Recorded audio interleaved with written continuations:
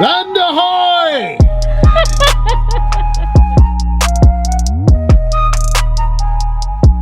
So we're down here in Dublin Docklands today and we're standing beside the famine memorial, and these are statues of famine victims, people that would have been leaving their homes in the 1840s and 1850s, making their way down here to the Dublin Docklands. They're making their way down here to a ship like the Jeanie Johnston. We're going on the ship today and we're going to meet one of the head guides, Paul, who's going to explain to us a little bit more detail about what life was like on board for these people leaving the island.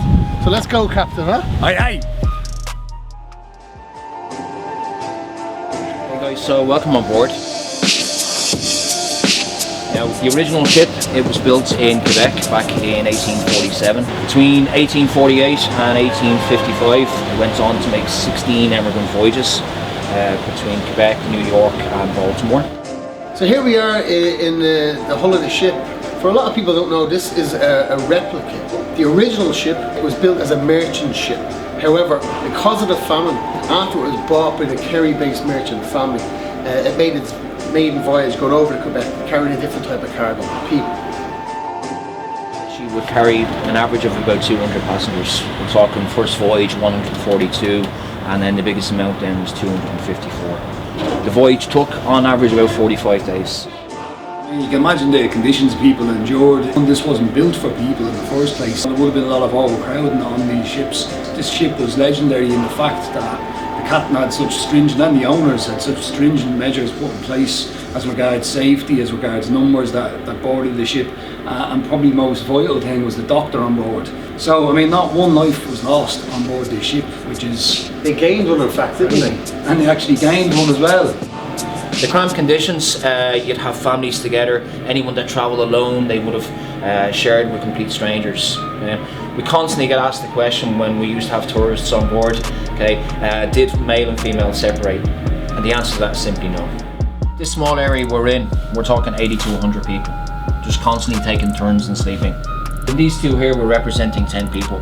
We have the story of one family in particular from 1851, and it was a man called James Stack.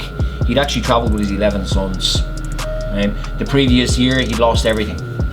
His wife had died from disease, he'd been evicted by his landlord. So automatically you think, okay, 11 sons, how did he afford to travel? And that's where the owner, Nick Donovan, comes in. When he heard what actually happened to that family, he assisted their passage. We know, even though this was a business for him, he did care.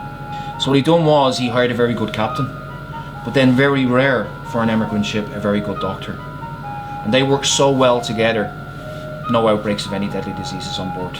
It was down to simple things, the cleanliness on board their ship. Give an example of that. That was your toilet on an emigrant ship. A breeding ground for dysentery and cholera alone. Now of course, these days we all know about social distancing and everything. They didn't have that. And then of course, why were they leaving? They're starving. Why were the Irish so dependent on the potato for food? Simple answer to that is, it was cheap. It was easy for them to grow.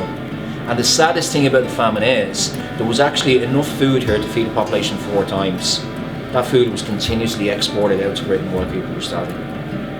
So we'd often say, God created the blight, man created the famine. It could have been prevented. In the space of 5 years, 1.5 million people left Ireland looking for a better life, and about 1.2 million died from starvation and disease. By the time people were boarding this ship, it was disease was the main killer, really. I suppose that brings a human element in, that you were treated like human beings. You weren't just treated like cargo, packed in down here, stay here until they reached the destination. You were allowed up onto the deck, get some fresh air. You were allowed change their sheets, shake them outside. You were able to dump their waste overboard, and you had access to the water. In 1847 it was about 50,000 had died either on board ships or in quarantine, and then by 1850 that figure reached over 100,000. So over 100,000. Of course that's why they became known as coffin ships, really, just one large wooden coffin. So of course people travelling to the US and Canada, you might have often read, I think we all have, about names being changed. When they arrived, in registration, they were written down whatever way they sounded, sometimes changed completely. I give an example actually with this girl here beside me. On board the Jeanie Johnston, her name was actually recorded as Margaret Ryle, That's Ryal.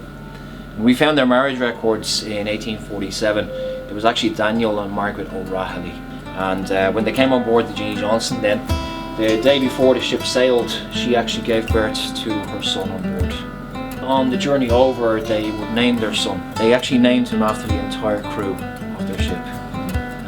His name was Nicholas, Richard, James, Thomas, William, John, Gabriel, Carl, Michael, John, Alexander, Carabare, Archibald, Cornelius, Hugh, Arthur, Edward, Johnston, Riley. I did well remember that. There you go.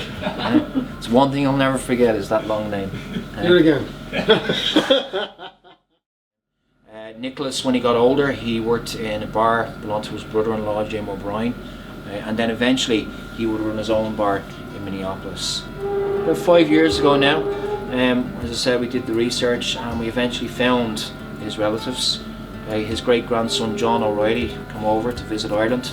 They went down to Tralee to visit the homestead, and we got in contact and they made their way up here to Dublin to visit Jeanie Johnston.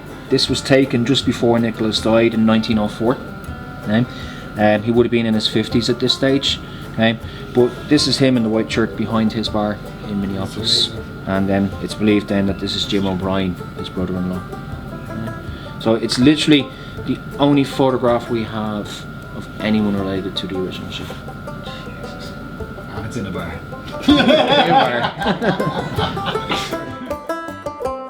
And when we look today, when people come back to Ireland, do they know about the famine and that? Out of 330 million Americans, 40 million of them, of course, are Irish, and the Americans do take pride in their Irish heritage. So when they come here to visit, they'll visit not only a lot of the attractions in the city or outside the city, but they're always trying to find out, some genealogy about their family, and coming here to the Jeanie Johnston or to Epic across the road is a big thing for them. So it's been open for tours since 2010, and I brought lots of groups here over the years. Thoroughly enjoy it, especially those that have got ancestral roots here in Ireland, and they get to see how their ancestors left these shores. It can be quite emotional for many people as well. We do get visitors, of course, from all around the world, and you'd often get people that wouldn't have a clue about the famine. So to come here and see their reaction, to find out what went on and how bad it was. You'd often get people with tears in their eyes because they literally didn't know what was going on here. Shock. Yeah, exactly, yeah. Also then Irish people, it's always great to see your history and your heritage and the hardships people endured from this country. And obviously then when you arrived in these new shores, there was no guarantee of having a job or a place to live or a place to eat. So unfortunately we don't know what actually happened to a lot of these people. And that's what's so mind-boggling about it. We're so interested in history, because your imagination can run riot, and if you come here it'll help stick some of them pictures together, I hope. 1845, you heard me mention earlier on, the population of Ireland was 8.5 million people. A lot of people don't know is the population of the UK at the exact same time was only 12.5 million. Today the population of the UK is 66 million. The Republic of Ireland, 4.7 million. The North, 1.8 million. We're the only country in Europe that's never actually recovered from emigration. So of course when these people who had descendants left during the famine come back to visit, hear their story and what they went through, you can understand why they're really, really into their Irish heritage. 1855, the Jeanie Johnston is sold on. It was never used as an emigrant ship again. 1858 then, there was one voyage from Quebec to Hull. There was 16 people on board. They get into a storm in the North Atlantic. They had a waterlogged ship which they couldn't save. And it got to a stage where they'd no choice but to start going upwards into the masts. And they were up there for 9 days. They saw a ship on the 6th day and thought, okay, we're going to be rescued. That ship didn't stop. It was on the 9th day eventually. There was a ship en route from Amsterdam to New York under Captain Vaynerhoff from Amsterdam. It was called the Sophie Elizabeth. He saw their distress. He probably saw these masts sticking up out of the water and sent a small boat over, and then eventually rescuing all 16 of them. Lovely. So she's recorded sinking in the Lloyd's list on the 31st of October 1858. No lives lost. I was going to say no lives lost. No lives 16 lost. made it back. Yeah. So forever then known as the proud Irish emigration. That's brilliant. It's the best part of it for me. There you go. So, you know, so that's really the story of the Jeanie Johnston.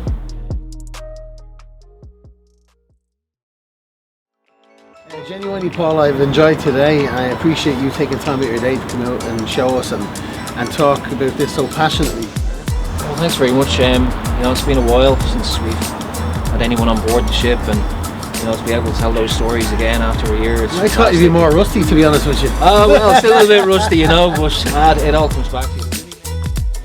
Jimmy, Good job on telly. more makeup next time. I'll never forget it's that long name. Do it again. Chair beside me. I wasn't looking at it. I wasn't actually looking at it. It is backwards, yeah.